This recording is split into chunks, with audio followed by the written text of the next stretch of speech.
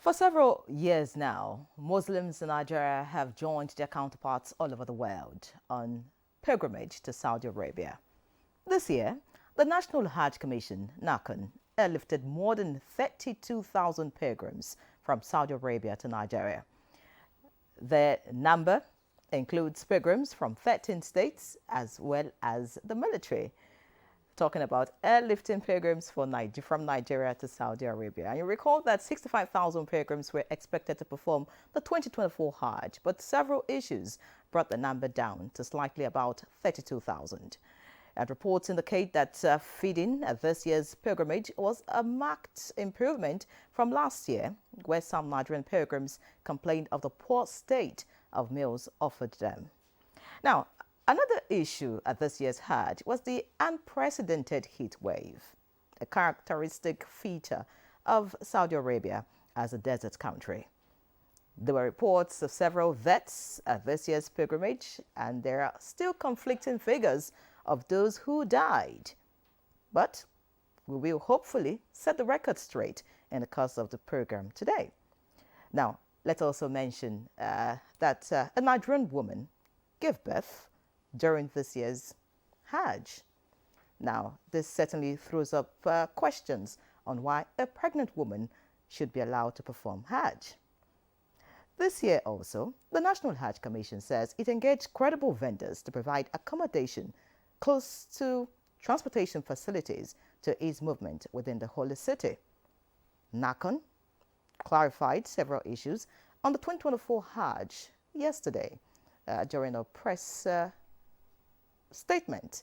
Now, the issue of late payments by pilgrims and delays caused by states for some pilgrims who took part in the exercise also, causing some comments in some quarters.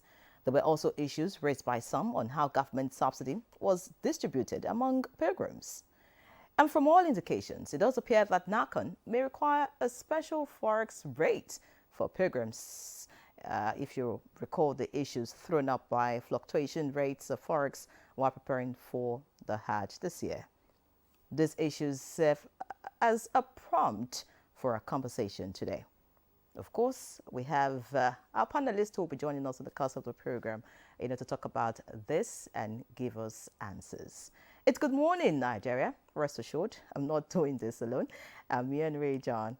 You will be seeing my colleague shortly. And just to let you know that I have Frama Pine sitting pretty with me in the studio this morning, ready to hit us with the news. Frama, how are you doing? Good morning. Good morning, Yeri. Good to see you. Good morning, Nigerians. And here is the morning news. Right from inception, the administration of President Bola Tinubu has embarked on various programs and policies to further boost the economy of the country. Some of these measures have brought about situations Nigerians have found too hard to cope with. However, the government has responded to the plight of Nigerians with various interventions. Our economy is going through a tough patch, and you are being hurt by it, I know. And the Federal Executive Council says the government has met most of the demands some Nigerians are making on the planned nationwide protest, appealing to shelve the proposed protest. Minister of Information and National Orientation Mohammed Idris made the appeal after the Federal Executive Council meeting presided over by President Bola Tinubu. The minister highlighted some of the government interventions to include supply of food items, launching of the Students' Loan Scheme, among other measures to alleviate sufferings of Nigerians. Said repeatedly, this is a listening government. The president has listened to the voices of all those who are planning this protest. And the message is that there is no need for it. Indeed, the president is already protesting on their behalf by doing those things that they want a government to do. Still on the meeting, the Federal Executive Council has directed NNPC Limited to trade crude oil within local refineries and use local currency, and also approve the implementation of the national minimum wage. The council also approved 7,887 dialysis consumables in 7 federal hospitals for renal diseases. The pressure on foreign exchange rates today will be reduced. Today, you may be aware that we spend roughly 30 to 40% of our foreign exchange today on importation of PMS. This is an effort to make affordable the cost of treatment for those who suffer from end-stage renal disease through dialysis. It's a start, but dealing with kidney disease requires not only dialysis, but also prevention. And in other news, the Nigerian Communications Commission has directed all telecom operators to immediately reactivate all lines that were disconnected over the weekend. This was while acknowledging the inconvenience caused by the recent disconnections. Director of Public Affairs of NCC, Ruben Moka, indicates that this reactivation is a temporary measure to provide consumers with a limited period to properly link their needs with their SIMs. Consumers are urged to take advantage of this grace period to avoid future disruptions. Over the weekend, numerous telecom subscribers were unable to access their phone lines due to issues related to verifying their national identification numbers (NINs) with their subscriber identification model SIMs. This led to the blocking of their numbers by telecom service providers in accordance with the laws and policies governing the NIN-SIM linkage. And that's the news for now. Good morning. Nigeria continues with Yenre shortly. In a land of peace and harmony, we cherish our freedom and unity. But around the world, we've seen how protests can spiral into chaos. What starts as a peaceful protest can sometimes end in anarchy, tearing communities apart. My advice to these young people is please do not take us back to those harrowing days. So those who experience it will run away from it. Let's learn from these experiences. Let's value dialogue over destruction. Together, we can build a brighter future. Let's choose unity. Let's choose peace.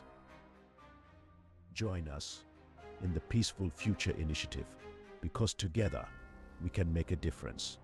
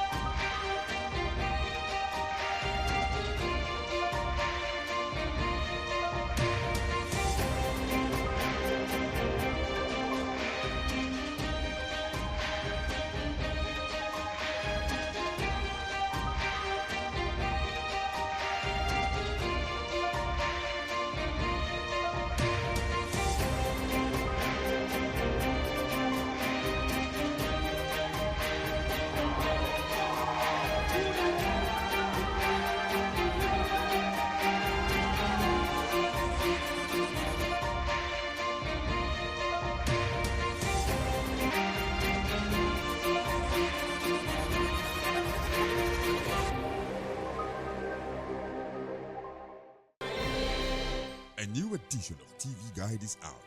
This time, we got up close and personal with the transformational legislator, the Deputy President of the Senate, distinguished Senator Barrel Jibrin. We've created a difference in terms of representation through interventions that have brought an unprecedented infrastructural development to my area. This edition is a compendium of mind-blowing stories for your reading pleasure, ranging from technology, entertainment, economy, media, politics, family, and lots more. It is indeed a park of excitement as we take you through every aspect of life. Pick up your copy and get abreast with issues and trending features within our space. TV Guide, very incisive, very educative and compelling. Grab a copy at the vendor near you or any NTA station nationwide. TV Guide, your indispensable companion. The counsel of our fathers. I will urge and advise our younger generation to use talent and brain to sort out problems, not arms. Nigerian youths, let's build our nation together.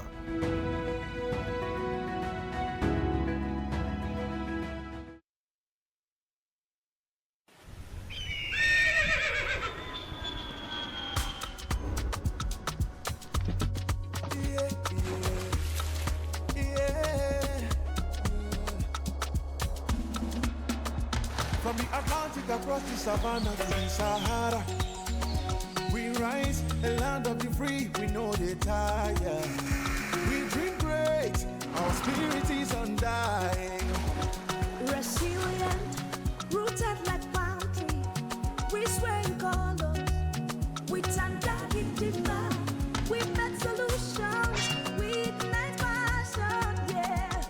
Diversity is unique, we have more than the solution. We are Nigeria, we are Nigeria, strength in unity, we know they carry last. We are Nigeria, we are Nigeria, together live the dream of a land with great destiny. We are Nigeria. I am the real Nigerian. Brought to you by the National Orientation Agency, NOA.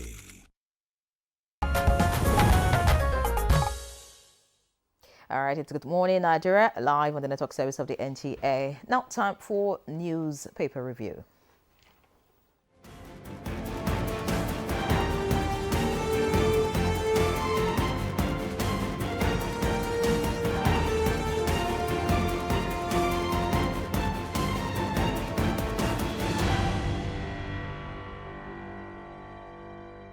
All right, I got Chukudi Okoli Ugbaja right here this morning. Chukudi, good to see you. Yuri, how are you doing? Very well. I see you're a happy Lone Ranger this morning. I'm not happy.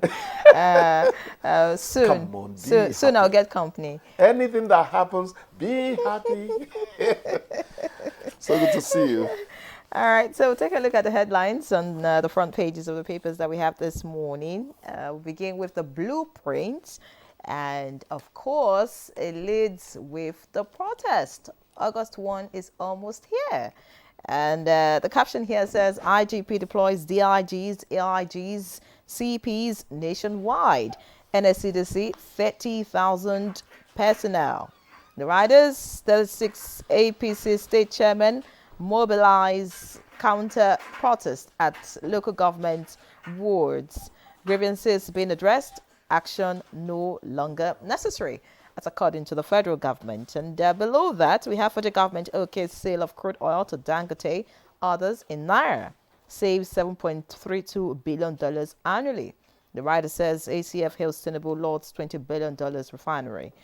Quickly looking away from that, above the masthead, Tinubu signs 70,000 Naira minimum wage bill into law. National Assembly meets Wednesday. All of that on page 6 of the blueprint. Just below the masthead, we have Sunday Igboho.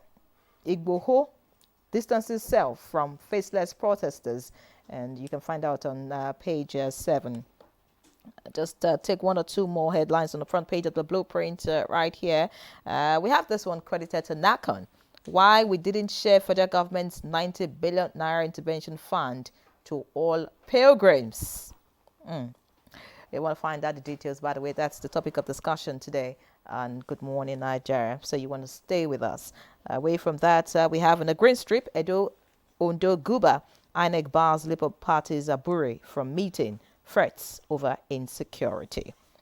All right, so that's it from the blueprint. Let's take a look at the New Telegraph quickly now. The New Telegraph, of course, also leads with the protests, and the New Telegraph says, August 1, youths rage.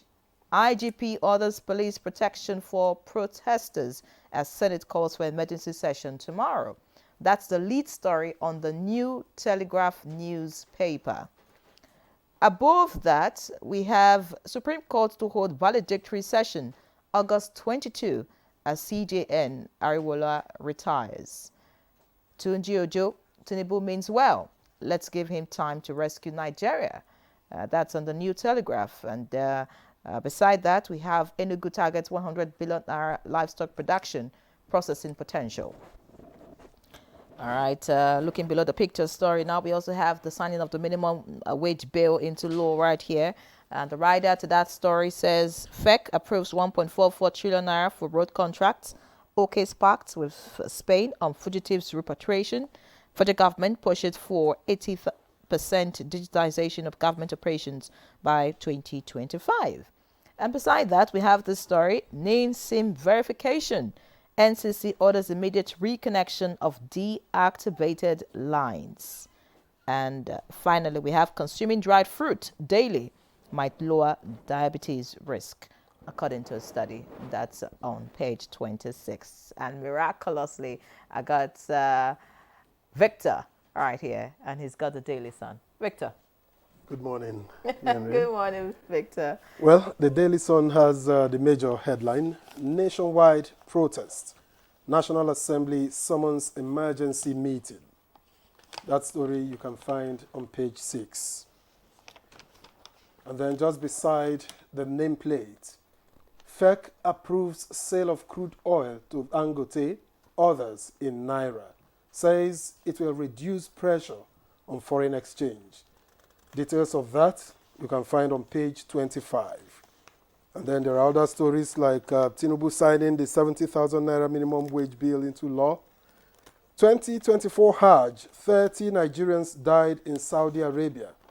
How FG's 90 billion naira intervention fund was disbursed by NACON. You get details of that on page 27.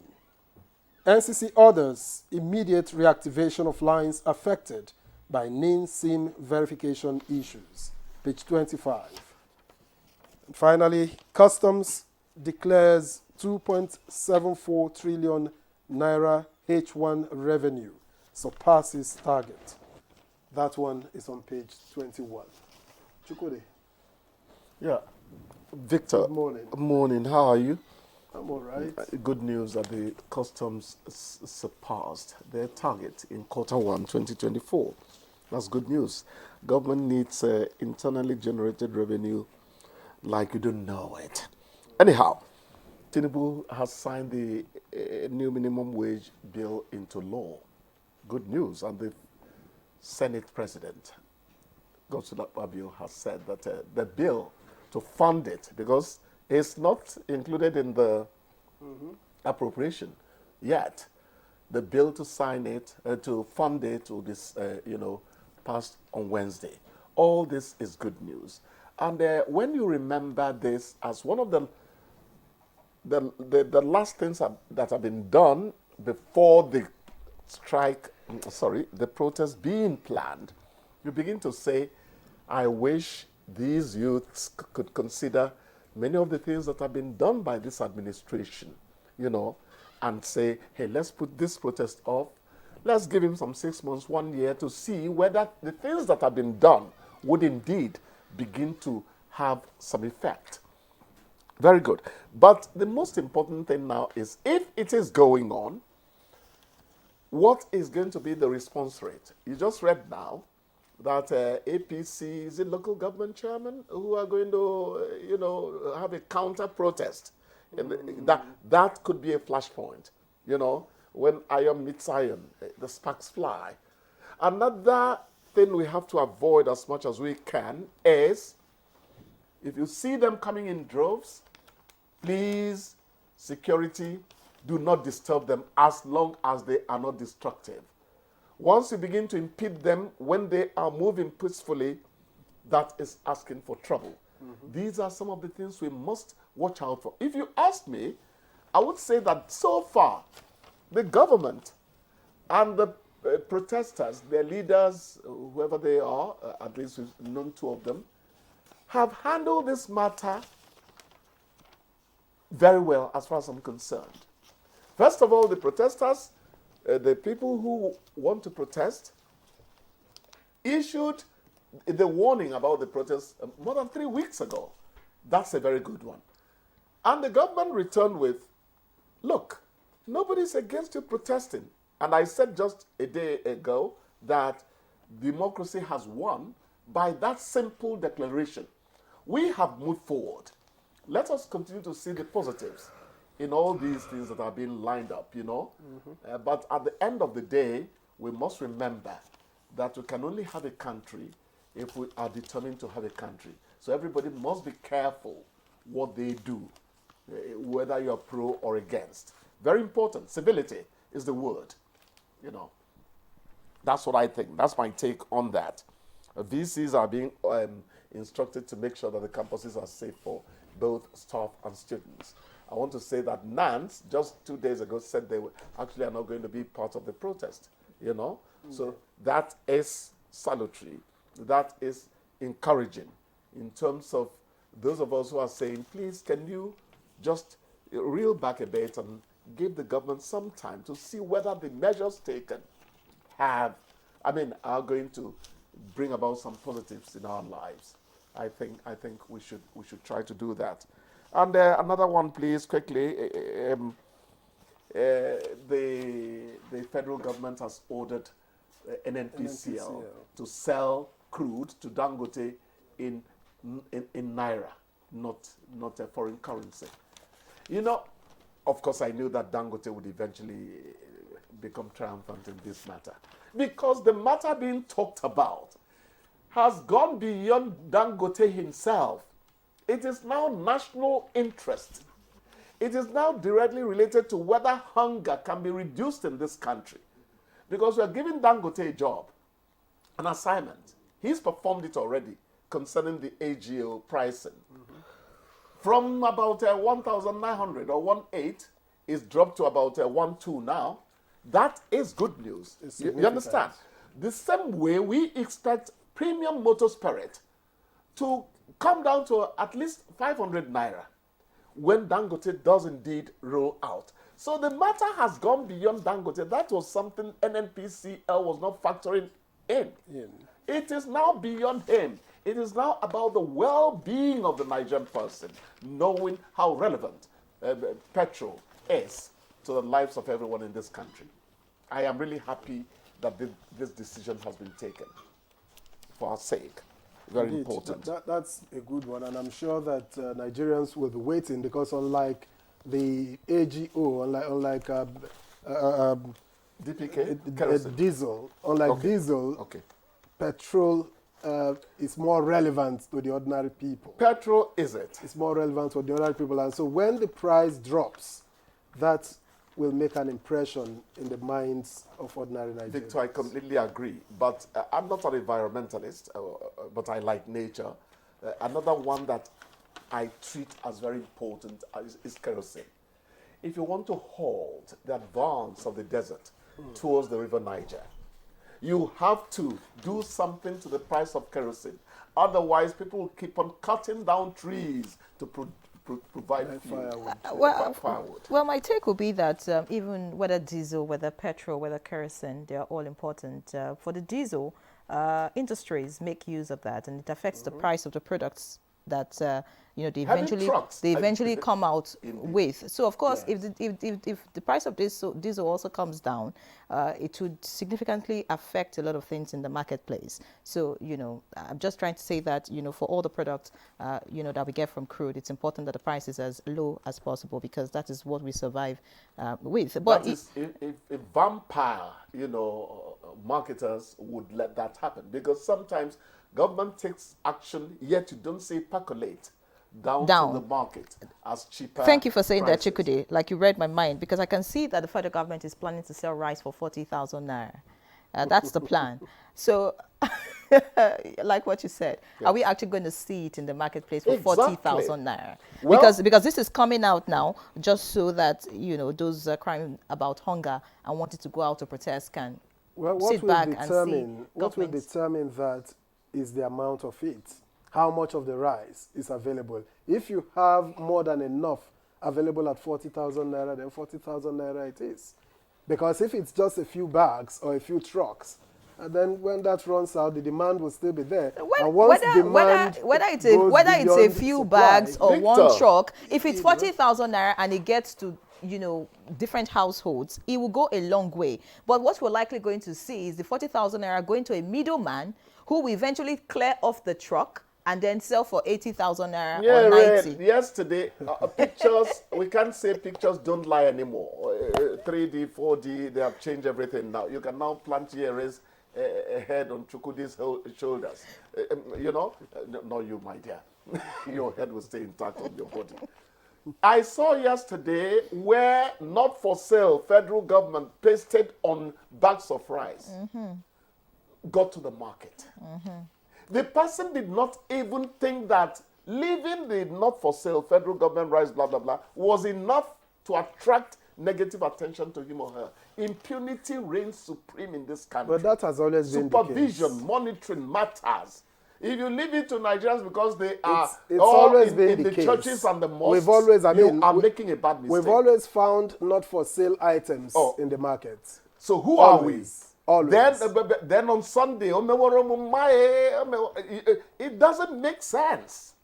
We have to have morals in this country. On the African continent, you hear people say something different, what they are doing. Actually, sins are now being blessed. It's unfortunate. I think I'm getting emotional.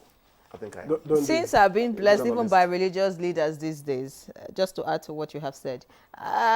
This story about NIN SIM verification, NCC orders immediate reconnection of deactivated lines. I think this is a right step they have taken because, a lot of people are already agitated with so much happening at the moment. And then you barring them from making calls or receiving calls or getting their urgent 10K. What makes it the right step? Look, for years now, we've been talking about linkage of NIN to SIM in the interest of national security. Nigerians don't do this. They wait until you take an action and then they cry foul.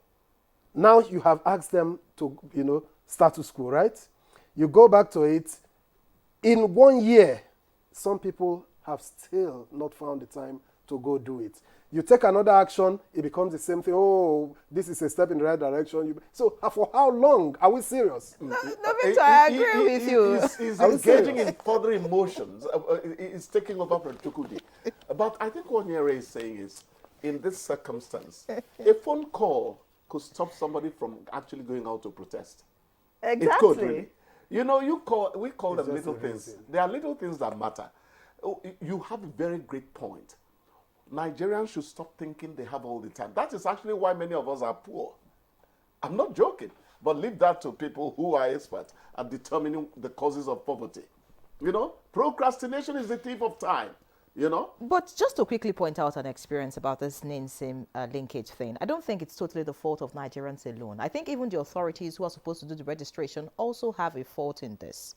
Yeah, because I remember early this year, a particular network provider barred one of my lines because of this NIN-SIM linkage. And I remember that I had done NIN-SIM linkage as at the time it was announced the first time. That's inefficiency. Exactly. When I got there, I was told that because they later found out that the name on my NIN was different from the name on my SIM. And I'm like, why was that not done as at the time I was doing the registration? They should have verified all of those details as at the first time the registration was being done. Diligence was not very exactly. So at the moment, what some people who are being bad, it's not because they didn't partake in the exercise in the first instance when it was called for. It's because they found out that maybe little mistakes here and there that they didn't check as at the time they were doing that. Exactly. Well, so this is my personal experience. In terms of efficiency is not top notch. I understand those handling it. Again, if you have insiders, they will tell you that they are not funded enough to expand the base. There are a lot of issues. Victor, Nigerians will keep up giving you excuses. There are a lot of when issues. Excuse becomes inexcusable.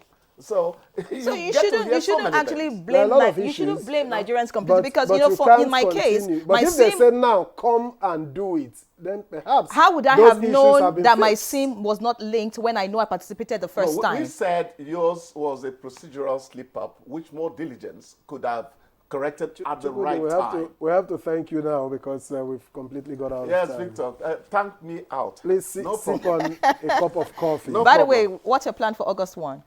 I need to know ahead. August 1, first of all, I'm not going to pretend here. I'm not putting my car on the road. So I'm going to wake up as early as I can, see whether somebody can take me halfway, and I walk down there if I have to, because news does not fail. Exactly. All right, so we'll take a break. The program continues, right? After this time out. After kicking Chukwudi out. A land of rich culture and diverse voices, where every voice matters. In times of disagreement, let's choose dialogue over discord. Together, we can find solutions through understanding and respect. Let's build a stronger Nigeria, one conversation at a time. Dialogue, not protest. Unity, not division. Nigeria, united in dialogue.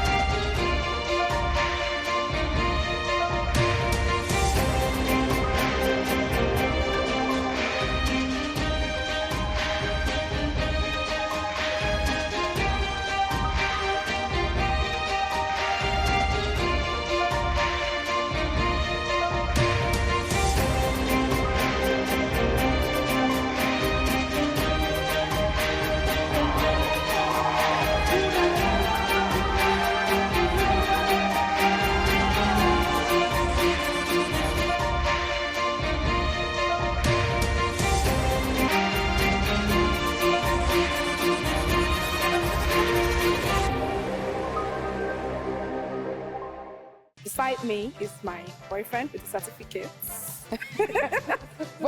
That's your husband. Yes. I love it. I love it. Next to me is my beautiful wife, as you can see. Gorgeous. Not only is she beautiful, but she's got brains too, at least you can see from this. Right beside him is whom I like to call my husband's side chick. I like this family.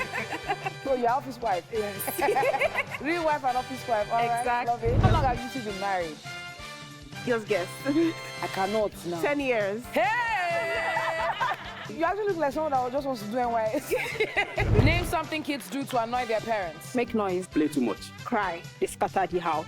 They destroy things in the house. Survey says... Name something a husband will do if his wife serves him divorce papers. Sad. Call family. Go drinking. He'll get angry. He'll beg. Survey says... Interesting.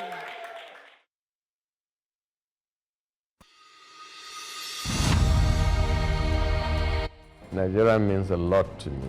And Nigeria means peaceful cohesion. My country.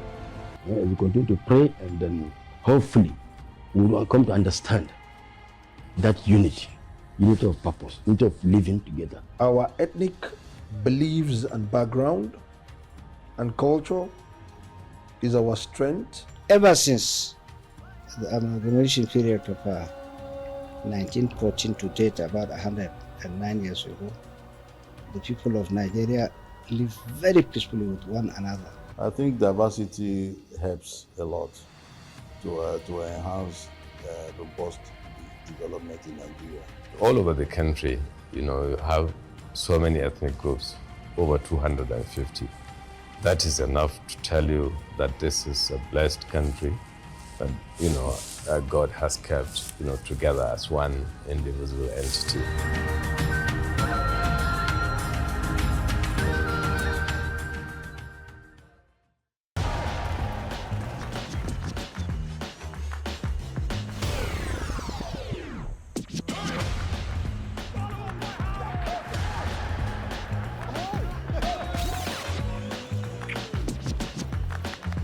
Join body with your football buddy, GoTV, for correct goals and action. Ha! Sharply reconnect on top GoTV Max with 7,200 naira to touchlight La Liga, Serie A, Europa, and select Premier League games live on top Supersport. GoTV, love it. All right, this is Good Morning Nigeria on the network service of the NTA. To begin our conversation on the review of the 2024 Hajj, here is a background report by Dennis Temple. The Hajj pilgrimage is one of the 5 pillars of Islam, drawing millions of Muslims from around the globe to Mecca, Saudi Arabia each year. This ritual has been performed for centuries, embodying the unity of the Muslim Ummah and as well serving as a profound spiritual journey. The 2024 Hajj was notable for both spiritual significance and of course cannot be divorced from challenges ranging from logistical hurdles to health concerns, which were compounded by the large numbers and diverse background of the pilgrims. Many Muslims in Nigeria have expressed concern over the conduct of this year's Hajj. Although the chairman National Hajj Commission, Jalal Ahmed Arabi, enumerated modest successes recorded, starting with the preparation stage, the commission ensured that collaboration with key stakeholders was paramount. Still, Muslim community wants the review of Hajj to assess this year's operations. Recall that the federal government provided incentives to fund Hajj operation in addition to some assistance by pilgrim states. The obstacles said to have been encountered by pilgrims ought to have been averted. Stakeholders are now suggesting that Hajj operations should be private sector driven to give room for effective and efficient service delivery. Today, on Good Morning Nigeria, guests will be providing detailed overview of the 2024 Hajj shortly. All right, many thanks, Dennis Temple, for that background report. Let's now get into the conversation now. We have with us, seated to review the 2024 Hajj, Jalal Ahmed Arabi, the chairman, CEO, NACON. Many thanks for joining us, sir. Very many thanks to you. Thank you very much indeed, and good morning, Nigerians. All right. Just give us an overview of the 2024 Hajj. How did it go from preparation to airlifting to the Hajj proper, managing the pilgrims and the return journey? How did it go? Well, I hope I won't be accused of blowing my trumpet, but with all sense of modesty and responsibility, I'll say that it's been a success. Now, let me take us back a bit. When I assumed in October, preparations for 2024 Hajj had commenced.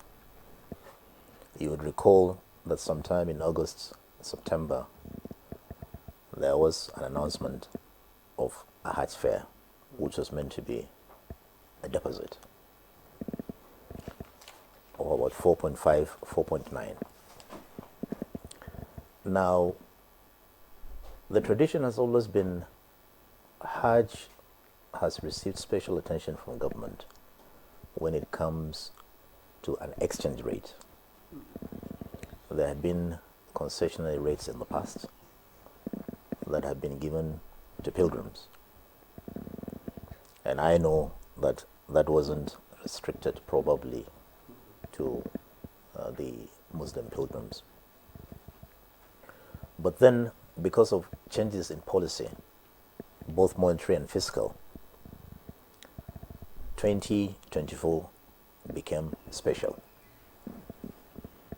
You would recall that government in its wisdom came up with a policy that allowed the naira to float.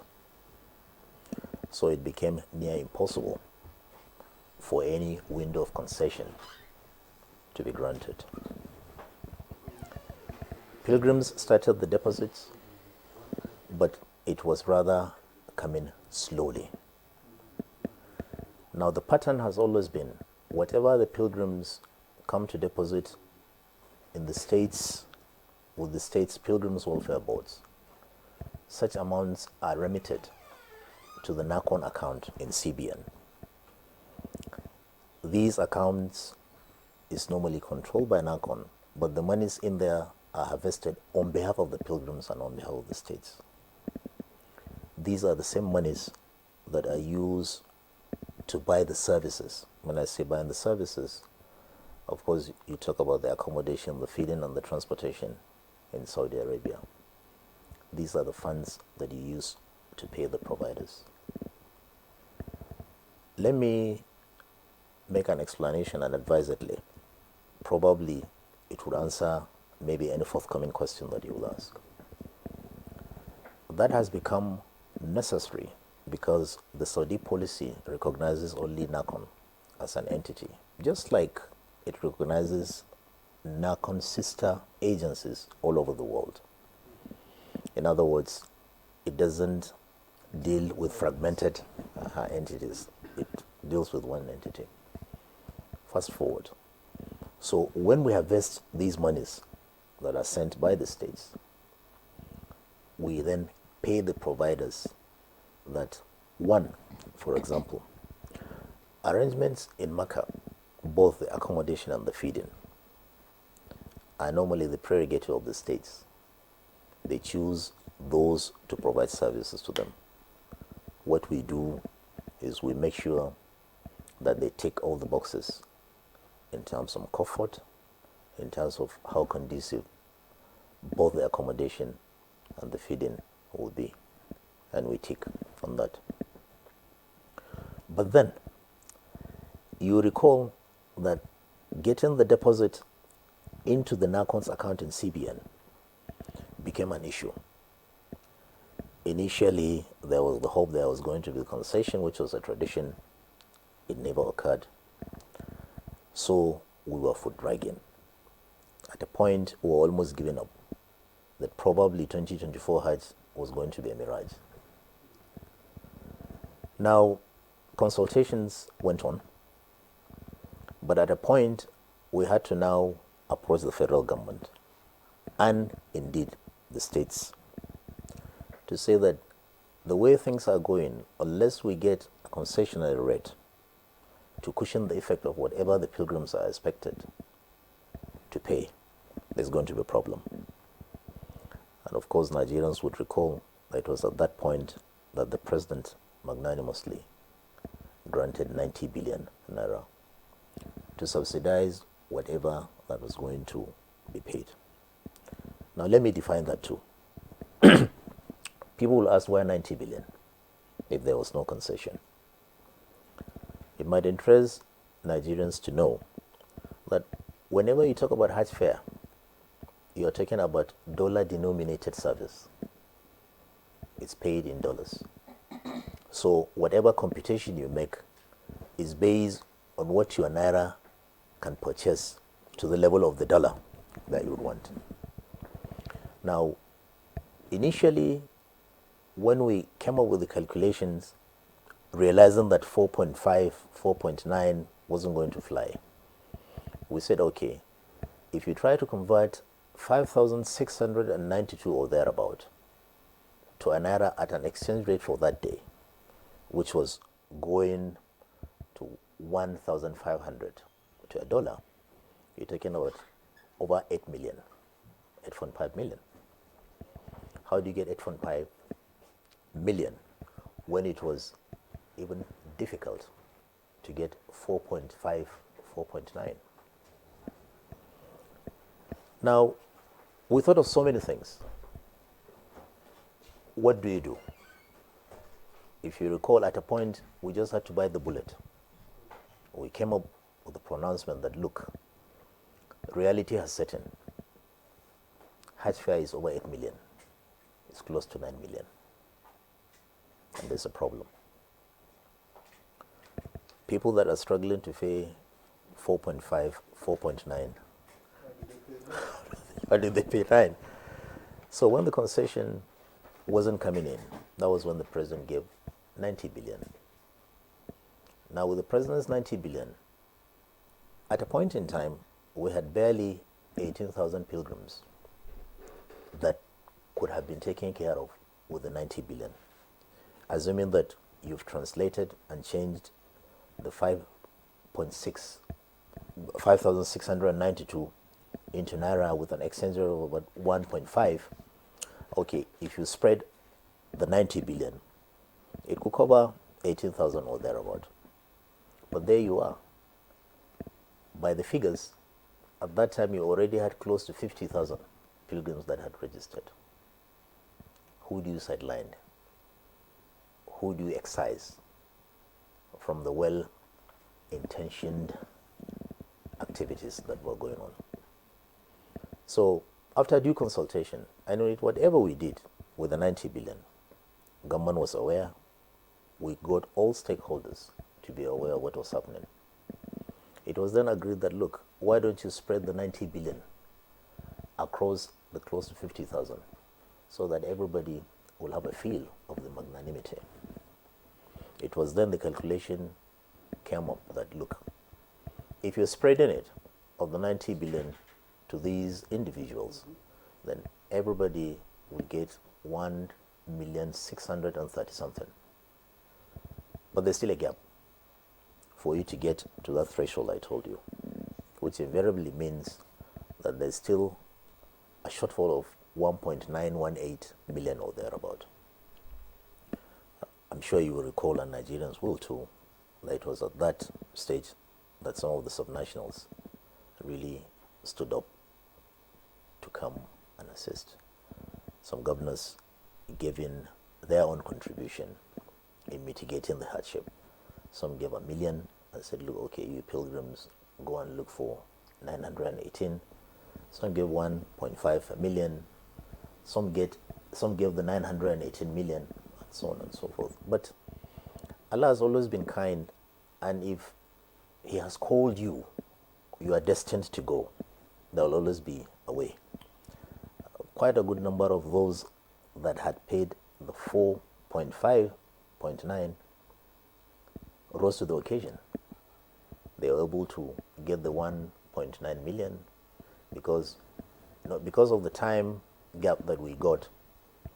Most of them that were peasants were able to sell their farm produce.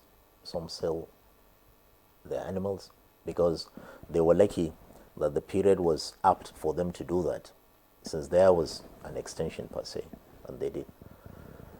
And there we were. Now, that is for the fair. Then came the issue of the visa, because we realized that there were two major factors that either caused delay or mar the entire Hajj arrangement when you consider the processes. One is the visa issuance. You discover that there is delay in issuance of visa. And unfortunately, these visas are not maybe a one-off thing that you stay within the comfort of your office. You just take a stamp on people's passport and say, okay, you've gotten the visa, go. There are some conditions precedents before you're issued a visa. Part of it is you have to show that you have paid for the pilgrim on a certain portal. You've secured accommodation for him. You've secured somebody that will feed him. You've secured his transportation. All these components will now give the green light that, well, okay, yes, Victor is good to go, or Renee is good to go. Yes, issue her visa or issue him visa. Unless you do that, no visa for you. So in the past, there were these challenges that visas are delayed, you don't get them on time.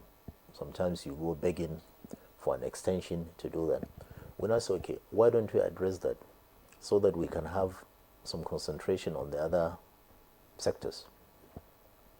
So we did, and God helping us, we were able to succeed on that.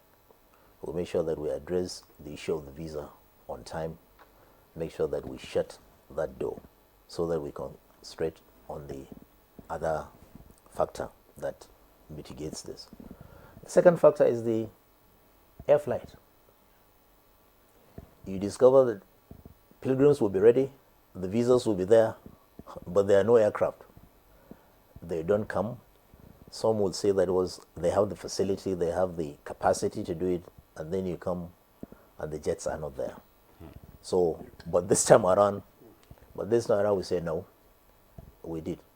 So having concluded on the visa issue, we now concentrated on the air freight.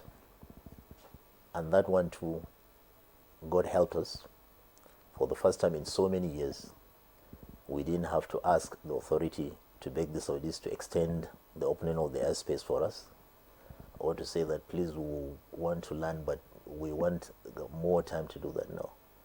3 days before they closed their airspace, we had carried all our pilgrims to Saudi Arabia, and everybody had his own visa.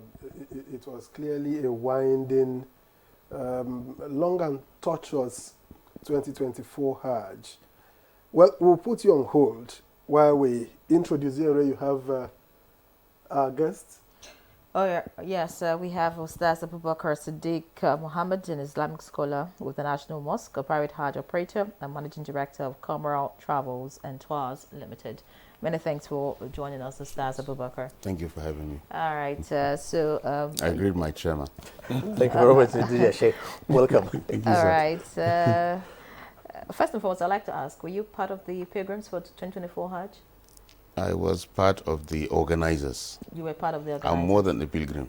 Okay. So at least you were there. You were there, so you I understand everything that happened. Yes. So, Jalal Ahmad Arabi, the chairman of NACON, has, tried to, put us in the picture of what happened, for this year's Hajj. I'd like you, to speak about some issues that have been raised. What is raising concerns in some quarters at the moment is the 90 billion which the federal government gave to subsidize this year's Hajj. Some have said for a government that is removing subsidy on fuel, electricity and all of that, subsidizing Hajj is not the right step to go.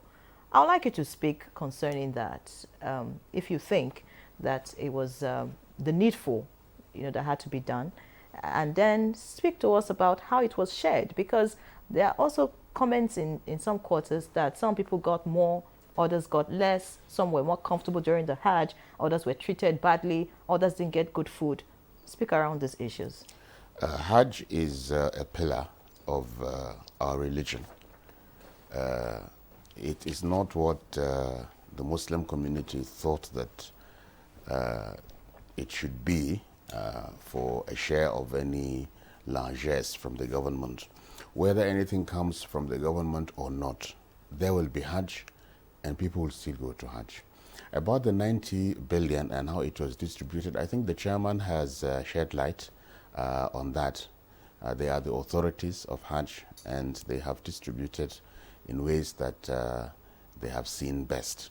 Our only complaint as tour operators is that we are also Nigerians. Our pilgrims are Nigerians. We should have given a share of that cake that came from the government. In its wisdom, the Commission thought that we are serving higher clientele, that are people of means that do not need any help from the government to perform the Hajj. That is an opinion. You don't seem to agree with that. No, we don't. Actually, we don't. The government should subsidize the rich. We are all Nigerians. We are all Nigerians. On a more serious note, the Hajj went well, but with the issue that he started mentioning before you stopped him, the issue of issuance of visa. Many of the pilgrims, because the laws changed of the Saudi authorities, we were used to issuing our visas on the D10s. And from there, you upgrade to the A10 services. Everybody did that, especially with the deadline of closure of issuance of visas on the 29th of April. You wouldn't want the date to meet you and your pilgrims are not issued visas. So everybody used what was available on the platform then and issued their visas for their pilgrims on the 10th A. Arriving in Saudi Arabia, we now heard that there was no more upgrade to another tent, that the spaces in the Mashayr, that is the Mina and Arafah, are allotted according to the package on the visa. So once your visa is D, and that is the area that the Hajj Commission mainly controls, almost all the pilgrims are on the D packages. So they said nobody would upgrade, and that created a lot of issues, because our pilgrims are not for the D tents, they are for the A tents. So that made people to go into serious problem.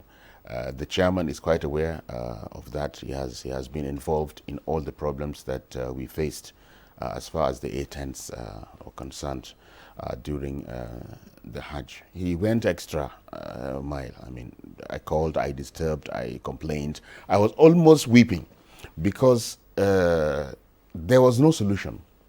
The Hajj ministry has said it and is on the system, and you cannot change it. The Hajj Commission has control over the tents, as they say in the Hajj ministry, that the Hajj Commission can do and undo. But apparently the control of the position of pilgrims in the Mashayr is with the Hajj ministry. So we went into serious issues there until almost everybody gave up. So when we came to Medina, this was barely a few days to even going out to the Mashayr. There was no solution. The last telephone call I had with the chairman, we spoke directly, I knew that there was no hope. So we gathered our pilgrims and we informed them, look, this is what is happening. Now, not many of us would be able to face the pilgrims and tell them, look, we have found ourselves into a problem and we needed a solution. So the pilgrims, of course, would not take it lightly. That was how we continued until a solution was found 2 days to go into the Mashayr. And that solution could only accommodate 192 pilgrims. We were deeply involved. The commission made us to, together with the Itra al-Khair service providers in Mecca, to organize 8 tents for those pilgrims. That was just a drop in the ocean. So the problems in Mashayr and the commission, as I said earlier, mainly deals with the D tent. I will have something to say on the D tents. So the A tents, you have heard a lot of issues. People have said a lot regarding the A tents issue, but it was convergence of a lot of problems. Not everybody, as I said earlier, could face the pilgrims and said, look, we have a problem. So you have paid for a higher tent. I'm not able to get payment for that higher tent. Not that the companies were trying to be mischievous. No. But they could not tell the pilgrims the right thing. So you have paid for a tent. The ministry is saying you cannot take anybody from D because your visas are issued with the D tents to A. So they brought pilgrims who are not registered, who have not paid for A to stay in A. There must be chaos. So that was what compounded the issue of the 8. I think the Would you say there's politics in Hajj now? No, I don't think it is politics, but in their wisdom, the Saudi authorities are trying to make Hajj as simple as possible. But every time they tried a system and it has problems, they would go back to the drawing board and make some amendments. They need to do that on this issue of detents and upgrade and transfixing, as it were, a pilgrim on a particular spot, and that pilgrim cannot move to another. And somehow, in spite of the post-mortem they do every year, they haven't managed to get it completely right. No, they are trying they their best. They haven't got a formula that works, that they can do, use year in, year out. But it's okay, we'll leave it there for now. But let me get back to the chairman of NACON. It's a lot of chaos, a lot of crisis, a lot of trouble. And Iyere was asking earlier, why, for instance, and I'm not saying this for NACON alone, even for the Christian Pilgrims Welfare Board, which you may not be in a position to answer for, but just to say that it's a blanket question that I'm asking. Why can't government just allow people who want to perform Hajj, who want to perform pilgrimage, who have the means to do so, to just go on their own and make their way to it and deal with it as they can? Because I'm looking at the cost that goes into it. I'm looking at the trouble that goes into it. And even after all said and done, it is still not smooth. You find a lot of pilgrims complaining bitterly. Why? Well, you see, Victor, let me sound slightly philosophical. Every spiritual journey, not only Hajj, any spiritual journey that you embark on, trying to get the favor of your Creator, has its own peculiar problems. I'm just laying a foundation on that, so that what I come with subsequently, you will appreciate the foundation I've laid. You can't, as a government, abdicate your responsibilities just because you feel issues of Hajj in particular are private endeavors that individuals should take care of themselves. Particularly because times are hard. No, I know. But you see, in fact, that makes it even more imperative for government to be concerned about it. If it is a government for the people that cares for the people. I don't know, I don't want to go deep into law, but of course, Chapter 2, the fundamental rights. I mean, responsibilities of what government is supposed to do. Now, in whatever you arrange, or in whatever you sideline yourself to what your citizens do, there has to be control and there has to be regulation. We are in a society of human beings, so you should be able to guide and guard what happens, especially of people that you govern. Yes, it is true, and I'm glad the Sheikh had said it. There is still a window, and there are still those that go through the private tour operators, respected and recognized ones, such as the one he pilots. But you again have to look at the other side of the coin. You are visiting another entity, and the entity has the final say. In this case, the Kingdom of Saudi Arabia. Now, if they have their policies, and you really want to visit there, then you have to be guided by their policies. All right, talking about being guided by their policies, let's look at some of the issues that sprung up. Having a pregnant woman in Saudi Arabia, having a baby preterm. And of course, some people, by the way, how many Nigerians lost their lives in the course of this year's Hajj? Close to 30. Close to 30. And we hear that some of those cases could have been prevented. Speak to us about that. Could be prevented how? We want to hear from you, because that's the comment, in public domain. For example, that of the pregnant woman couldn't have, she's not supposed to make that trip. So how does she get on board as one of the pilgrims, with a pregnancy more than 30 weeks, which of course it's obvious, to anyone, of course, and it's not part of the regulations, you're not supposed to travel in that condition. So all of that. And then some who have health challenges, who made it on the trip and eventually passed on. Okay, let me start with the last one first. There are things that are beyond your control. You can't stop people from dying if it's their time to die. Now that answers that one. Now the second one, the issue of the pregnant pilgrim and those with underlying illnesses. That is a point. That is really something that was disturbing. As a matter of fact, one of the things and the key things that we tell the state's pilgrims welfare boards is to make sure that they advert their minds to what the Saudis frown at, which again is obvious. Even if they don't frown at it, there are things that common sense dictates that you look at before then. This is a journey that is very rigorous, that even those with the best of health condition sometimes struggle.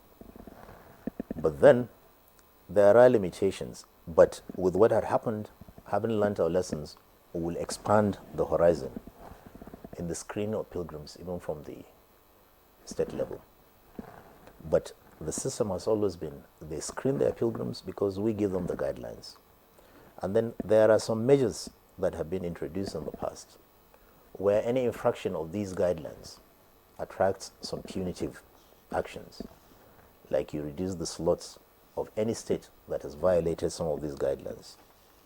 Example, the issue of allowing pregnant women to go when you know that it's clearly against the guidelines, or people with underlying ailment. And of course, it's something we'll address now going forward. Do they want us to rescreen after they rescreen? Because it's something more of concern to us. As far as the Saudi government is concerned, they recognize only NACON as the umbrella.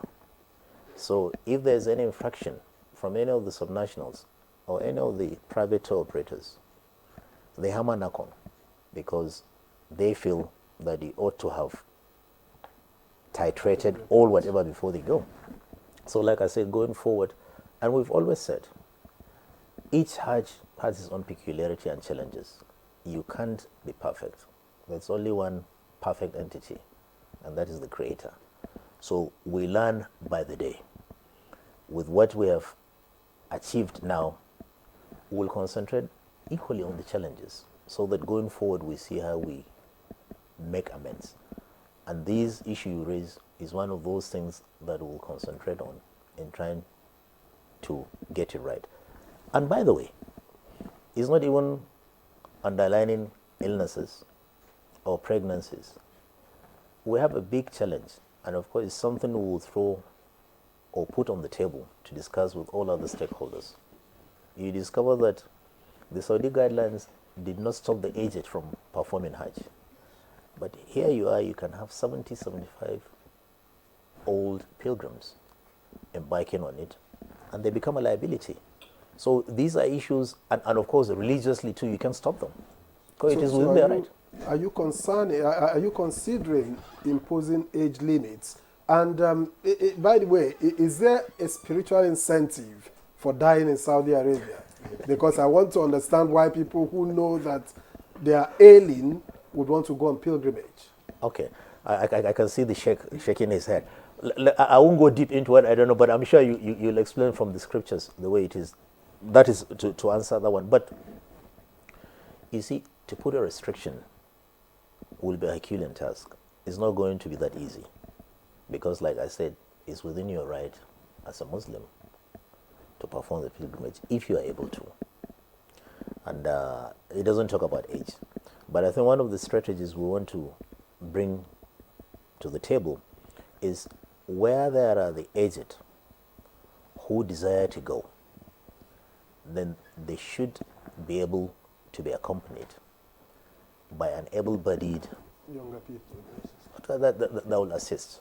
Otherwise, if I might interest you to know, Irene, that most of the problems that were encountered, most of the mortalities or the death that we experienced were not much from the heat wave, as has been reported. I mean, they were the aged. and the sick. All right. Jalal Ahmed Darabi, another comment in public domain about this year's Hajj is the fact that those who took part in the Hajj savings scheme were treated specially compared to other pilgrims.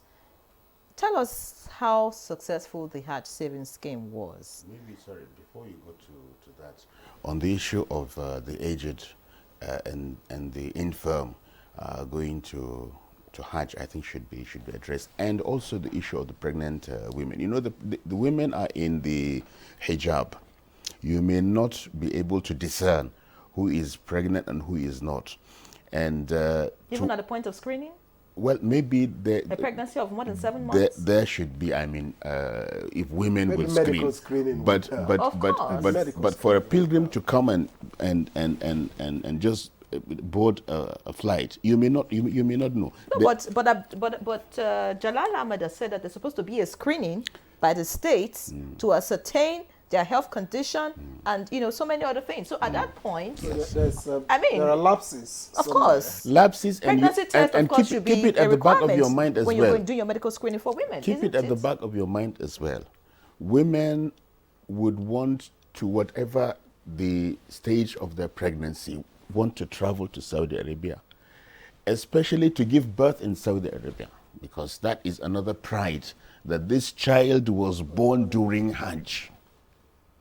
Is in the psyche, and maybe both the authorities and the scholars should be able to work on that. And many would prefer that their aged and their sick would go to Saudi Arabia and die there. Why? Because of the religious importance of the place, the reward in religious services and devotions to Allah in that place. It is not written, it is not scriptural, it is not textual, but you cannot fault somebody who said, I want to go there and die. But you should be able as an authority to prevent that from happening, because in the religion, pilgrimage is mandatory on those who are able to undertake the journey. And part of the explanation is that if you are infirm, you should be assisted. If you are sick, another person can perform the pilgrimage on your behalf. Thank you, Ustaz Abubakar. But let me get back to Jalal Ahmed Darabi now. I was talking about the Hajj savings scheme. I want you to tell us how successful that was this year. And reports that those who took part in the Hajj savings scheme were treated as first-class pilgrims. Is that true? Tell us, I wasn't there, so tell us what happened. They were treated as pilgrims too, alongside their colleagues. But anyway, that's on a lighter note.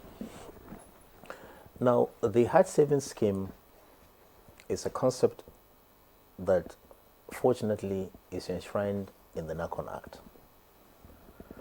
I know there were studies, there were seminars, there were retreats before the adaptation.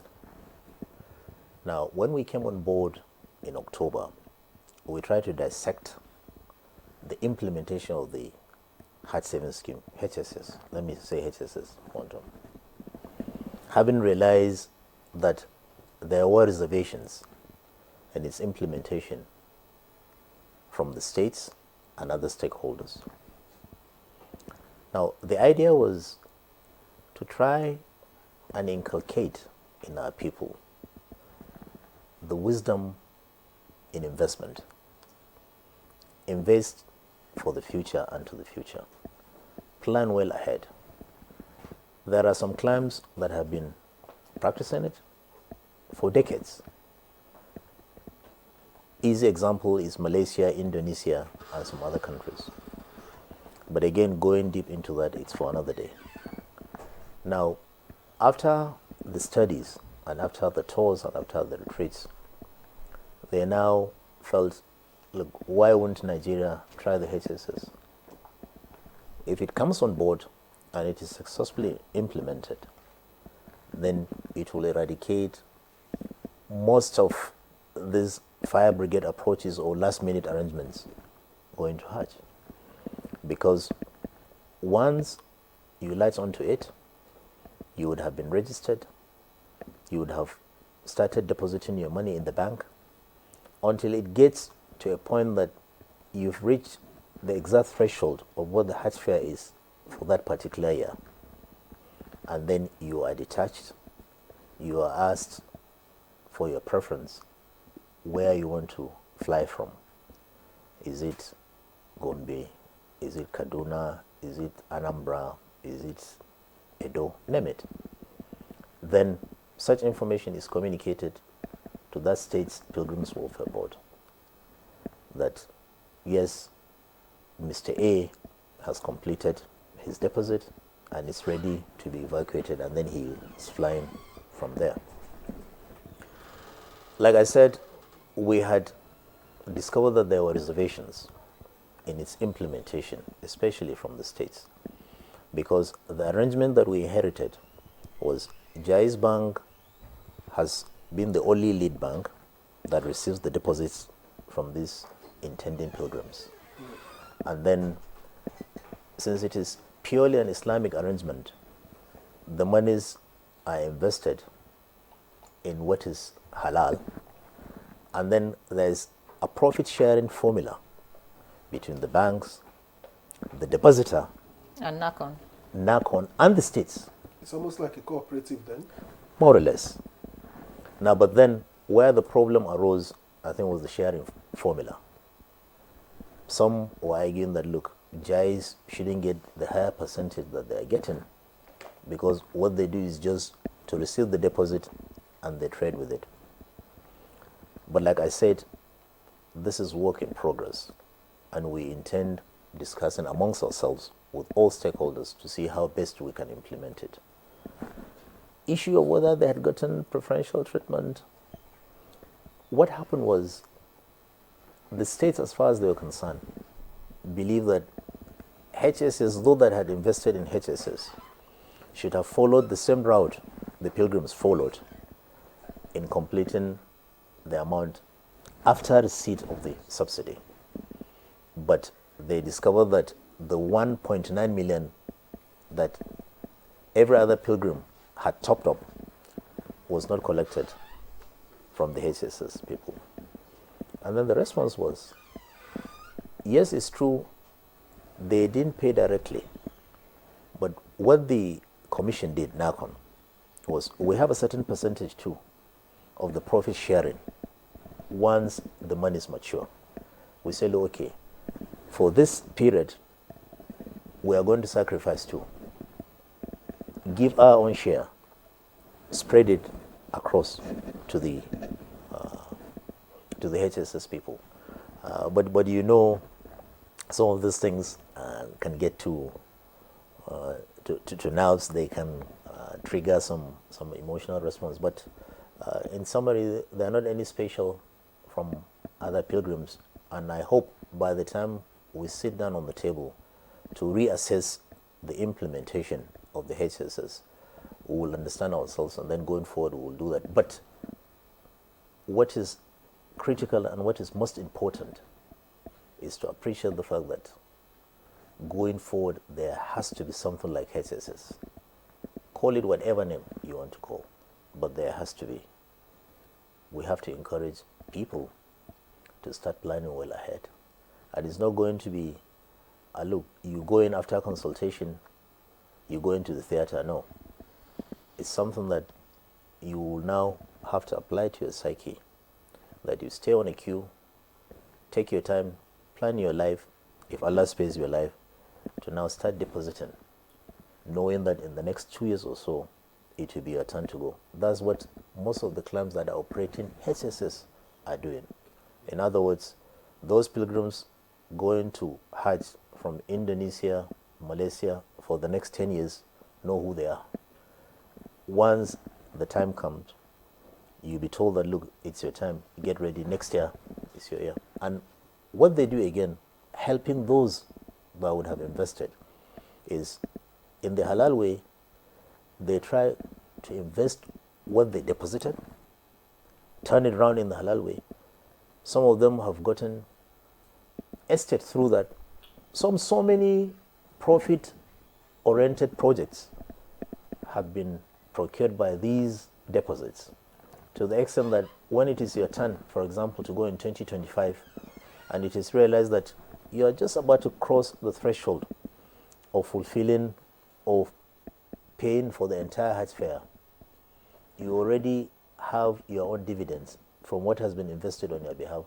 They just say, well, of what was invested last year, based on your deposits, you have earned 100 naira. And of course, you are short by 80 naira to complete your fare. So if you don't mind, we'll take from your 100 naira dividend, 80 naira, and you still have 20 naira. These are the kind of things that we'll all discuss, I mean, as stakeholders, understand. Issue of Hajj, issue of where we find ourselves, I've always told people who are transiting. There were people before us and there were people coming. But what is of joy to you is to make sure that you leave an enduring legacy, that yes, you have laid a foundation of something that people coming after you can build on to go. All right. Thank you very much for those comments. Let me get back to Ustaz Abubakar Siddiq. You are an operator, you were part of and parcel of the whole Hajj exercise. In what areas do you think that there can be improvements, where you found that there were flaws, slacks that can be improved upon going forward to avoid unnecessary debts, to avoid logistic challenges, to avoid people who are not supposed to be going for Hajj, going there, and among others. In fact, there were rumors that someone committed suicide in Saudi Arabia. I don't know how true that is. In Nigeria. In Nigeria?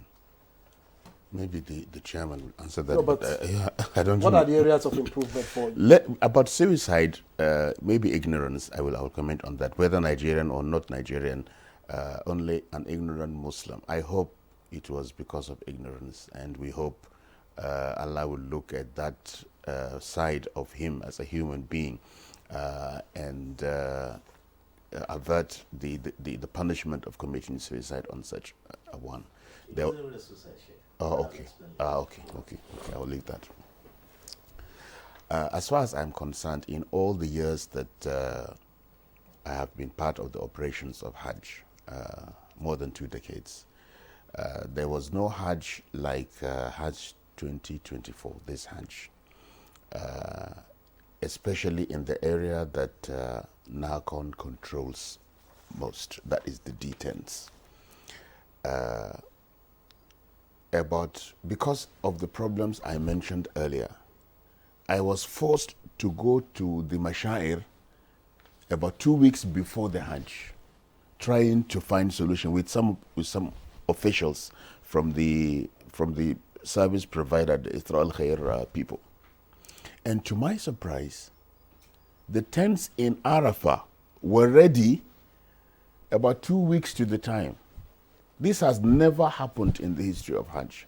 And I think the current board of the commission must be commended for that. I was there. It was not that, about 3 times on 3 different occasions. I was not looking for the detents.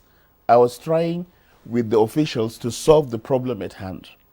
But I saw that the tents were ready, the carpets were laid, the ACs were functioning. Most of the pilgrims were in Nigeria then. This has never happened. So this should be encouraged. As he has said, whoever is coming should learn from what has been done in Hajj 2024 to have all the places ready. Most of the problems in Hajj occur in the Mashair, mostly. The A tents is where we had a lot of issues. And the A tents issue, as I said earlier, was a cocktail of problems, including the service provider itself, that is the Isra al-Khair. To my mind, the detents are well managed. And in their wisdom, the Saudi authorities have given licenses to more service providers in Hajj to avoid putting many pilgrims in one company. So the A tents should be removed from the service provider. This was earlier discussed. The chairman has given us permission to look for a better option. But we were, as it were, goaded to a spot that brought about dissent. We were not in agreement. And alhamdulillah, now that we have seen what we have seen, even those that insisted that we had to remain with Itra al-Khair, they have seen what we saw when we said, please, permit us to leave. Permit us to have a different service provider for the... If that was not part of Itra al-Khair this year, this would have been the best Hajj. But with the problem at 8 tents, that was... so it's the worst Hajj? No, not the worst. No, of course. I told you, no board of the commission has achieved the feat of having Arafat ready for the pilgrims about 2 weeks to Hajj. But it wasn't the best. It was supposed to be the best, but for the 8 But for the 8 tents. So the commission can look at this issue again. Itra al-Khair cannot handle all the pilgrims. Let them handle the D10 pilgrims. Let the tour operators be given leave, as he did at the first, to get another service provider who would be responsible for the 8 tents. All right. Once we can do that, all these governors sleeping close to laboratories, and it wouldn't have happened. All right, thank you, Yes. Ustaz Abubakar Saeed Mohammed. Let's get back to Jalal Ahmad Darabi. We're about to go on a break now, but I want to find out from you. Did all the pilgrims return to Nigeria? How many absconded? And and tell us, your reaction to what Ustaz Abubakar has said about, the little issue about the D tent and the A tent. What will be your response to that? Okay, let me start with the last one first now. We still have just a pilgrim to account for. And coincidentally, he went for Hajj with a tour operator. And he's in the US now, or in the UK? No. Where has he been traced No, to? we're here to find out. Unfortunately, immediately they arrived Makkah from Medina, he was shown to his room. That's the report we received in writing. Dropped his bag and nowhere to be found. We don't want to foreclose our thoughts on wishing that he's alive, because he's aged. He doesn't appear, or didn't appear, sophisticated to fly to America, but it's we're still working on it with the authorities. But by far he's the only one when you talk about those absconding. But of course we have some patients. Currently we have about 3 or 4 that are still there. Receiving medical attention? Receiving medical attention. 2 of them, unfortunately. Is the mother and baby back in the country? Absolutely. I'll even share the name of the baby with you. So they're there. In fact, after the completion of the airlift, I had to wait to see if I could still retrieve some of the sick ones. And alhamdulillah, I came in with 3 of them. Who bears the cost of the medical bills? Those who are ill? Of course, NACON. Okay. Of course, NACON. But for now, in their kindness, those in the hospital, they haven't presented the bill to us yet. So we're waiting to see. Probably after they're out of danger, they'll compare notes with us. We do, but for now, not. So we can say nobody has got it. What's the cause? Are they ill, or was it stampede or something? I think they were ill. It's part of what we will look into. They were ill because we need to go. We need to go on a break now. Okay. But when we come back, we'll talk about some Nigerians that did great. Because we heard a report of a Nigerian who found some money and returned it. 3 of them. Okay, so we'll talk about that. But let's go on this quick break. Stay with us. Meet lovebirds Jayola and Adama Davies. Their dream of living together as man and wife has finally been fulfilled. The latest couple in town. Hey! Mr. and Mrs. Giant David! But an invasion by their troublesome families was not a scenario they bargained for. Her mother moves in. His mother shows up with his little niece. Then her younger sister joins the scramble. You want to stay? Married life suddenly becomes very complicated even before it started. Follow their story on this channel as they confront every challenge as it comes. Family forever, the story of our lives. The federal government of Nigeria warns vandals of national assets, electricity transmission towers, cables and other facilities to desist from this act of sabotage. Vandalism is a serious crime punishable under the law. Vandalizing electrical equipments will affect millions of Nigerians, including your loved ones. Remember that national assets belong to all of us, hence the need to protect them.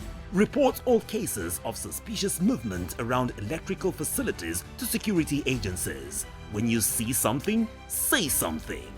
This message is from the Federal Ministry of Information and National Orientation in collaboration with the National Counter-Terrorism Center, NCTC, Office of the National Security Advisor. You have to move from the point where you protect and defend your religion to a point where you also recognize the rights of the other person, of the other religion, and protect it.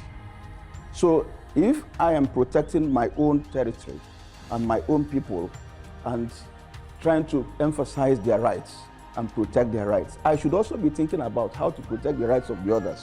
Both Islam and Christianity recognize and defer to God, and both recognize the temporariness of the life of this world, and that ultimately we all go back to God for the day of reckoning, when everybody will render an account of his life on this temporary abode.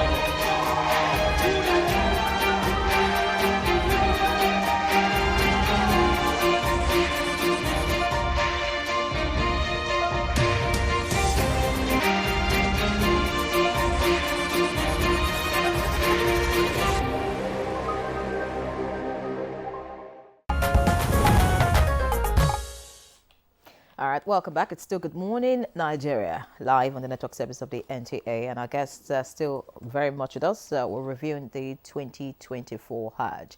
Before we went on that break, Jalal Ahmad Arabi, the chairman and CEO of NACAN, was telling us about, the great representation, that we got from some Nigerians in the course of the Hajj. While you speak on that, you would also speak to us about those who couldn't make it for this trip. Is NACAN planning to refund their monies to them, or what's the plan? You intend they would be mobilized for 2025, or their monies have gone under the water, if you like, they're still in the pipeline and may never be recovered? Thank you, Renee. It is pleasant to say that 3 patriotic Nigerians made us proud. One from Jigawa, one from Zamfara, and the third one. Irrespective of states, they are Nigerians. I think we should leave it at that. Okay, that's right. Okay, thank you very much, and I'll do that. They were so patriotic. There were those that had come forward with what they said they had found, which didn't belong to them. Huge sums of money, reasonable quantity. And what we did, on the first one, it was so obvious that we could get to the nation where the currency belongs. Because apart from the rial, the Saudi currency, there was some Russian currency, the ruble, in it. So what we did, we instructed our liaison officer to get to the Russian mission. He did, and they were able to even trace the person, the owner. They did, and we communicated formally, and there was an acknowledgement. The other two, one had some francs. We tried to sample francs and naira. So we said the immediate neighbors that one can ponder on that use naira, it's maybe Benin Republic and Niger also. We tried the two, who were not that lucky. So what we did, since there's a department for lost but found within the Haram, we wrote formally, and they acknowledged that this is what our pilgrims had found out. And then we kept.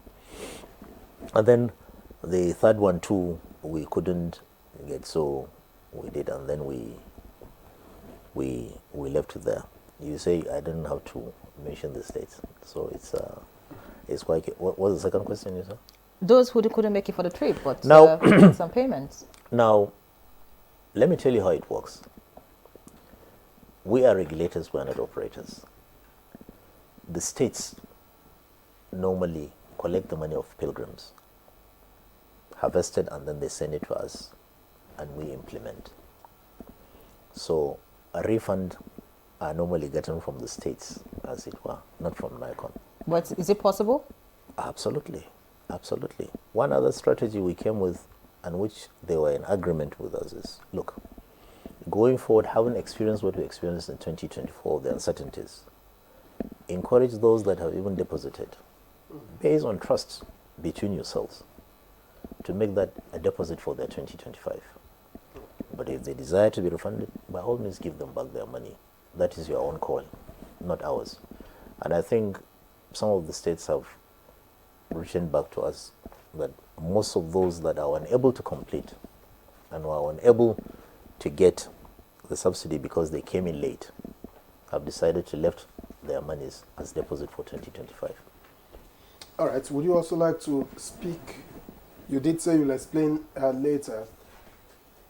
The one that committed suicide. Well, alleged or so. Well, Victor, is not suicide as such. I mean, it's just unfortunate. Like we've said, without sounding derogatory, the truth still remains that 80% of our pilgrims are my people. They are village people. 80%, if not more. Some only have the opportunity of seeing the state capital when they are called to come on board the airplane to Saudi Arabia. That will be the first time they are coming to the state capital. Probably the first time that they are passing through the local government headquarters to come in. So you can imagine. Now, this elderly lady from Kwara was one of those that I've just described. She came in, they arrived in Medina. But then, prior to the arrival of pilgrims, there's normally an orientation which we give to our officials and insist that they impart it on the pilgrims as they arrive. So they did, and then she went in with, I think, a cousin of hers and a sister. But the arrangement is, once you go in from the lobby of the hotel, rooms were already shared and distributed because we encourage the pilgrims to go in groups this time around, and it worked. So Group A of 45 pilgrims, you are going to be on the first floor. You are going to be in rooms 1 to 10, for example. Now, realizing that they were taken to a floor higher than the ground floor, imagine coming in to the airport in Ilorin, flying to Medina. From Ilorin to Medina, that will be the first experience. Now she saw the lift and the way it's been operated. And she said no, she wasn't going to go into the lift. Is there a staircase? And they say, yes, there's one behind. And so you say, okay, you wait for the lift. I'll follow the staircase to go. And she did. By the time she went to her floor, then she realized that she was alone. Others were waiting for the lift and somebody to guide them. Then I think something happened. She now started shouting, where are my sisters? Where are my cousins? They're still downstairs. And then she peeped down and said she decided to just come and join them. Oh, unfortunate. And that was what happened. So unfortunate. That was what happened, but it wasn't a suicide. All right. Jalal Ahmed, thank you so much. I'll get back to you, but I want to find out from Ustaz Abubakar Sadiq Mohammed. At the moment, you know, there are certain Nigerians who think that, you know, the economy could be better, who are asking for a protest in government. And, you know, key stakeholders have said, well, no, we shouldn't think of that. Some have said that, for example, the subsidy on pilgrimage, whether it be Jerusalem or Hajj, wherever, you know, shouldn't be by government. They think that people should, like Victor said, should, you know, fund their experiences themselves and all of that. And some have even broken it down to say that the 90 billion, for example, could have assisted like 90,000 startups with $1 million, you know, which would have boosted the economy. I want you to speak going forward. Would you say that Hajj should be subsidized, or like the CEO is saying, that, you know, people should think about saving towards it just so they can be able to make the trip irrespective of what the exchange rate is and all of that? I want to hear your valid opinion. I have said it. I think that was the first question, and I think you are trying to bring me back into it again. I said we are Nigerians, and whatever is for Nigerians is we are bona fide members that should enjoy that. If the government sees and wants to live up to its responsibilities towards the citizens in whatever situation they find themselves, and something is given for them, they are entitled to it. They are Nigerians. Remember I said, with anything from the government or without it, Hajj is there, Hajj is obligatory, Hajj is mandatory on every Muslim that can undertake the journey. Whether they do or they do not, Hajj will remain and people will travel for Hajj. But I will not take any exception for the government coming in, seeing the problem of its people, the problem of its voters, people who vote you in, and you now say they are in certain straitened situation and you want to help. That is welcome, and every Muslim that is undergoing the Hajj or has taken part in the Hajj should have enjoyed, including pilgrims from the tour operators. All right. Let's get back to... Oh, you want to respond? You want to give your own comments about the subsidy? Or you think that people should save towards it and plan? It could be a 2 years plan, 3 years plan. What do you think? Sheikh, you want to comment? Because I'm seeing you... No, I want to comment on a different issue. Those people bringing money, I mean, you are in Saudi Arabia and you have been given $500 as your BTA, and now you discover 2,000 euros, $2,000, and you are able to bring it back.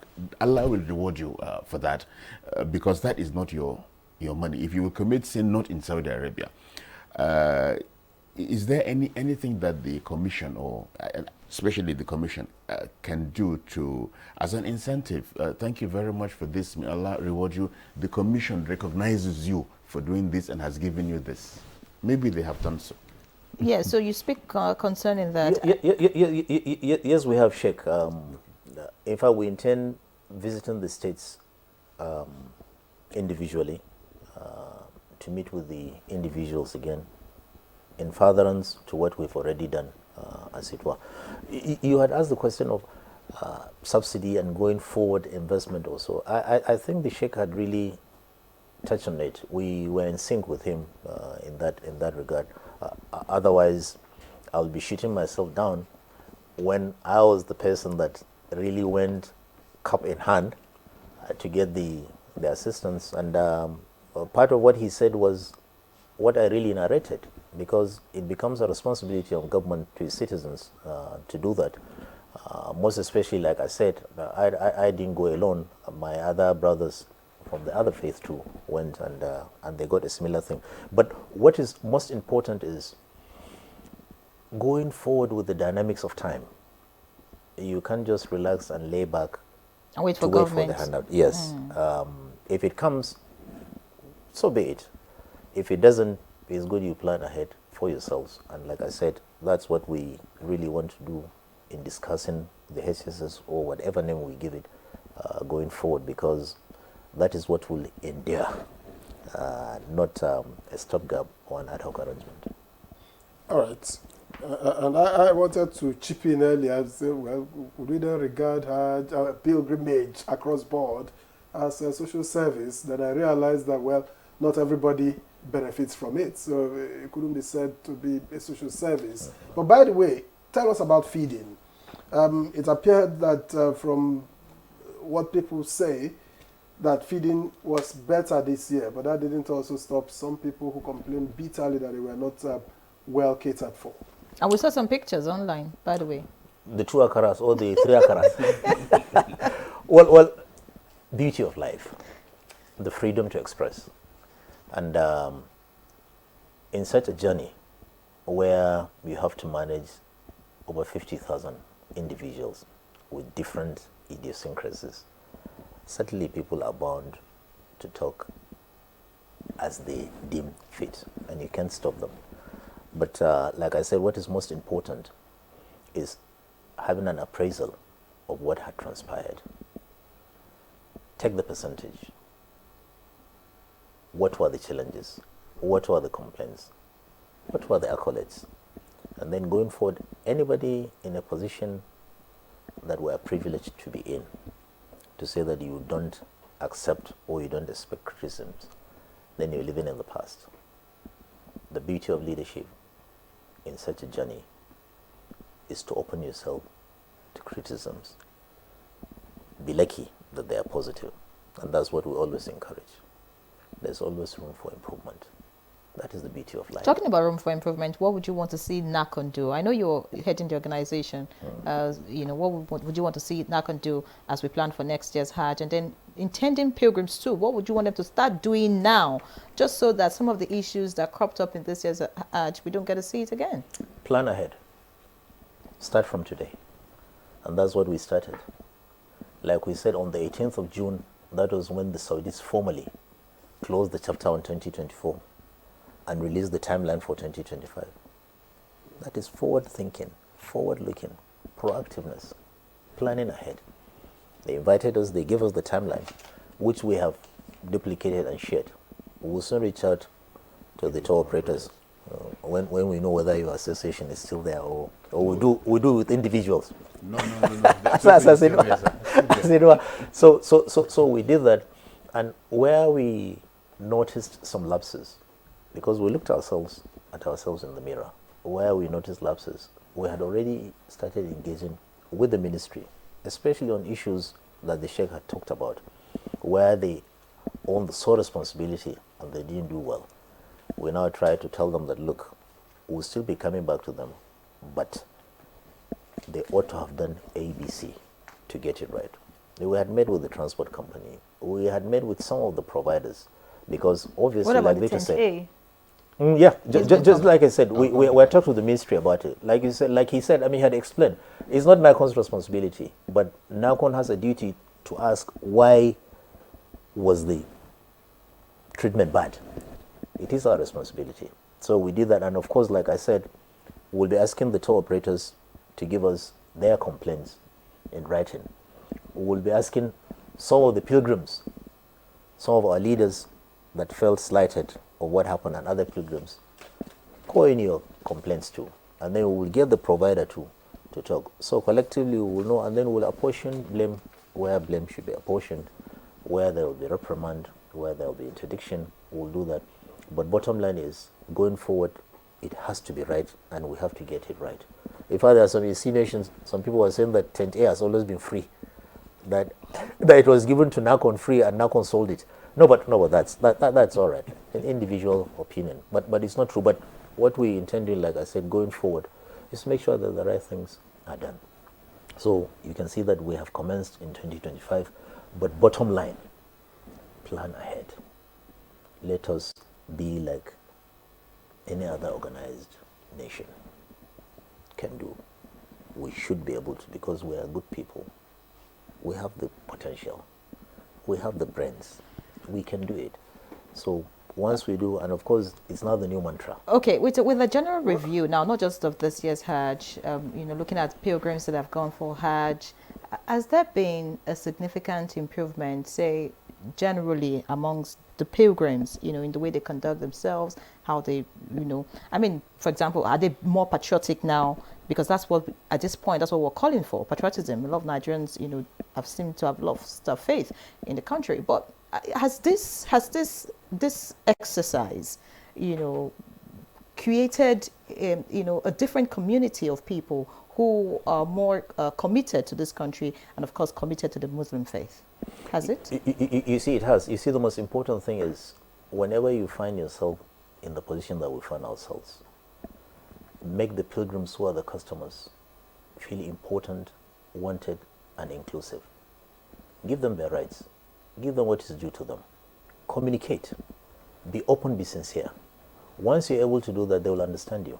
And you see, like I said, Hajj is an entirely difficult project in itself. Conducting it also, you need patience, you need perseverance. So obviously as humans, there are instances when there will be reaction and counter-reaction. It's human. But once you're able to communicate and do the right thing, they will know that as human, you can err. But certainly not a deliberate thing to either spite them or to punish them. Once you're able to do that, and there's this point of convergence in trust and understanding, you will get it right. I mean, I know it had happened in the past, but to see people picking something that doesn't belong to them, coming forward as proud Nigerians to give, and then you don't see demonstrations on the street that no, we have not been conveyed at the time we were to be conveyed, we've not been fed, we've not been, didn't appear. All this boils down to your communication. Make them important. I've always told people that care to listen that, look, the pilgrim should be the king or the queen, because they contribute their money, they give you their money. Clients. Absolutely. It's from the money they give you that you operate. Okay. So you should defer to them. Let's take the last 1 minute or so to ask Ustaz to give us his concluding remarks, if you like. What else needs to be done to make the exercise better? Intent A, which we control as tour operators, change the service provider. Can you source one yourself? The chairman has given us permission to do so. So do so. We have done so. We will do it again. Once they ratify it, then that is it. A Nigerian tour operator can operate like any other tour operator in the world. We have not seen anything that they are doing that we cannot do. We will do it, and even better, to serve our people and to make them feel proud that they are Nigerians and that they are very important to us. Once the service provider is changed, inshallah, the 10th A issue will be solved.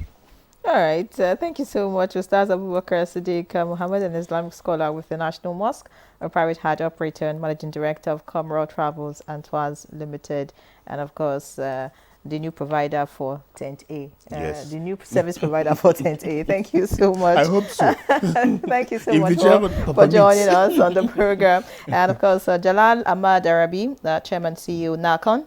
Thank you so much for joining us. And when you eventually find that one pilgrim, let us know. Thank you for having me. I will. All right. So that's Good Morning, Nigeria, this Tuesday. Thank you for watching.